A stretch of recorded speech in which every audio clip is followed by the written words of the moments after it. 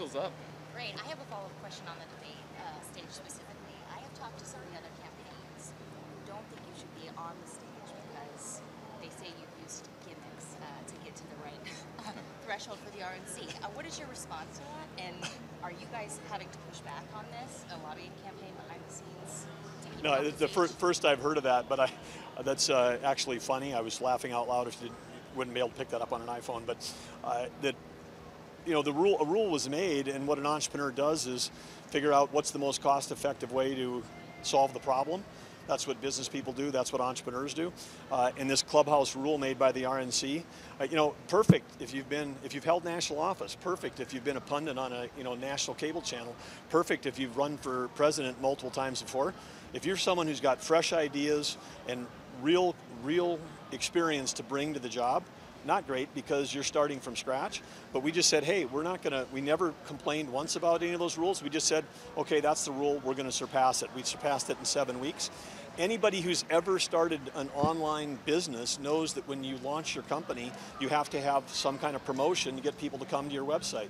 And we were able to achieve that goal at probably 1/5 the price of other people that were paying these online marketing firms that were saying, oh, give us $100 and we'll go get you a donor. We just said, hey, we can do it a lot cheaper. It turns out people love the promotion, and when they love the promotion, they came to the website, and some of them said, I don't need a Biden inflation gift card.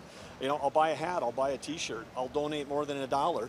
And by the way, then if they like what they see, they come back and they become repeat customers and they donate again. So it's really ridiculous for people to say that if in a world where we have to become more competitive on the global scale, we got to get our economy sprinting instead of crawling, that you'd have someone who's actually been a successful business person solve a problem and then somehow say that that was that somehow was I don't know how you described it, but I mean, it just doesn't even make any sense to me. And I would tell you that our supporters loved it, and we've actually got more supporters because people are coming up and saying, love the creative way that you solved this insider rule to try to block outsiders from being in this campaign. And just a quick follow-up on that debate question here. Trump has not signed the pledge, and the RNC has a rule that if you don't sign the pledge, you can't be on the debate stage. Do you think they should give a waiver for him if he chooses to show up and still hasn't signed it, or should they stick to the rules on that? Well, these are all clubhouse rules, but if they're clubhouse rules, they ought to apply to everybody.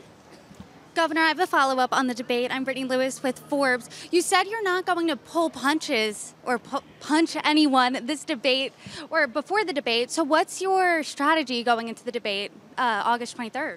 Well, part of the strategy is doing what we're doing right here, which is keep campaigning, keep talking to real Americans about their concerns, and whether it's inflation, which is affecting everybody in this country, it's energy. I mean, everybody's paying too much for their gas or their diesel at the pump. We're just going to keep talking to people about that because that's what leaders do. You listen to your customers, you understand their problems, and you keep working forward. This is not about locking yourself in a closet and rehearsing lines. I know people think performative politics is sort of the new norm, but I actually think that leadership matters, and leadership begins with understanding the people that you're working for. And when you're in the executive branch, you work for everybody. If that doesn't work out, I mean, performative politics, as you said, is sort of the new norm. If that doesn't work out, are you going to have any regrets that maybe you didn't swing a little harder? Well, you don't try to work it out. You just balance the stinking budget and pay off the national debt. Get your head off. I don't care if you're from North Dakota or South Dakota. You don't touch this, ever. We don't have any regrets. We're happy warriors. We won't have any regrets. We're in this campaign because we have a deep care for the country and the people that live here. Our whole motivation is a heart of service, which is that people need to stand up and try to run for these jobs. I mean, I've gone 5 minutes and nobody in this gaggle's asked about the crowded field. It's not a crowded field. This is the most important job in the world, and like a dozen people are applying. And some of them have never worked in the private sector. Some of them have never worked in government. I mean, I think we don't even have 12 qualified candidates. I think America should be more concerned is why aren't good people stepping up and getting in and saying, I want to help lead this country going forward. And it's because of the divisiveness. Divisiveness has become a massively profitable business for the cable channels, for social media. Divisiveness is good for those groups. It's not good for our country. China loves it because they love it when we're fighting with ourselves. And of course, actually the Biden administration loves it when Republicans are fighting amongst themselves, because then we don't have to talk about Biden's horrible record on the economy, on energy and national security. But we're trying to be a voice that's saying, look, residential races should be about the future, about a vision for the future, about what leadership really looks like. And that we should be talking about, if you've got an incumbent, we should be talking about their record. Are people better off today than they were 2.5 years ago? And with prices up 30% from 2 years ago, I think the answer is probably no, they're not. With the world less stable than it was 2 years ago, I would say they're not. That's the campaign that we want to run. And we're not about attacking other Republicans. We're running against Joe Biden. Governor, you just said one last one. Kelsey has a question. Governor, to get on the debate stage, you sold these Biden economic relief cards. Are you aware that some people took those cards and donated them to the Biden campaign?